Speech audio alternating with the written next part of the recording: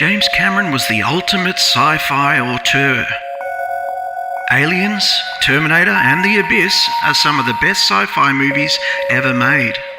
If you have money, you can buy anything. Then after a 10-year hiatus, Cameron finally announced his new sci-fi epic. So today, let's discuss the most anticipated sequel to Kevin Costner's classic western masterpiece. The makers changed it up a bit, of course, as you do. They gave the suit blue skin and they're taller by a couple of feet. But this story is so fucking similar that it might as well be labelled as a television rerun. Without further ado, here's Avatar. James Cameron's Dances with Wolves 2. It's genius, a masterstroke. Take the dudes from the frontier and make them bluer, taller warrior blokes. Wait, what's that? Avatar wasn't a sequel at all. It's original sci-fi. It should have been the balls. Damn, that's a shame. I better turn about face. I was okay when I thought it was the case that JC had took a leaf out of the book of Jason X and set his cheesy sequel in space. James's dialogue has always been a bit stiff, but this is fucked up next level shit. He tried to make the aliens look so fucking real, but unless they talk like people, where's the audience appeal? I'm so puzzled by this failure that I had to get a book. I'm not a reader per se, but I thought I'd take a look. And lo and behold, I think I found the problem here. On the script you spent 2 weeks, but on the tech 10 fucking years. Have them jump right out into the sunlight. I don't care. That thing holds up. The Thanator, you see them in broad daylight right in front of you, and you go, holy shit, it's real.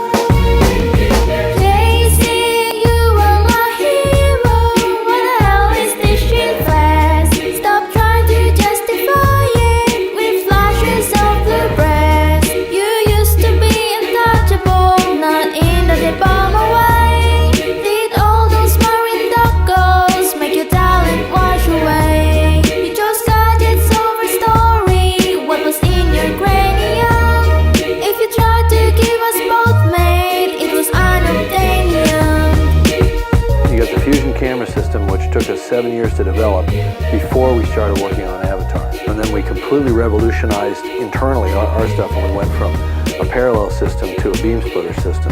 If you use a beam splitter, one kind of shoots this way and one shoots this way. And I'm geeking out now. That's okay. That's all right. A bunch of cardboard cutouts in a cookie cutter story. Seen the plot 1,000 times but never told this poorly. It's pure spectacle. It's pretty glowing leaves. The only thing you care about is the giant fucking this ham-fisted romance. Jesus, fuck me dead. Did you think this was romantic? Are you messing with my hair? So banal and condescending. Less sexy than right, said Fred. E.T.'s fucking in the jungle. Can I watch you and Sarah Connor instead? And did I hear that right? Did she just say I see you? How'd you pick that sticker? Did you dream it like T2? Oh wait, I think I get it. It's a fucking metaphor. Cause it's put me in a coma in the ICU ward. So Avatar was a box office success. But can JC claim that he really gave his best? We bought your fucking tickets, lined up to see a flick. Doesn't mean we came away satisfied with tiny blue tits. How did this travesty even ever get greenlit? What was Sony's thoughts funding 10 years of Smurf shit? Is it possible that maybe profits weren't the focus? James's puppet masters pulled some dodgy hocus pocus. There never was a movie that produced more fucking tech. The stuff that war and NASA ain't designed to manifest. Technology is handy for, well, say Project Bluebeam. Could that be the truth behind the special effects dream team?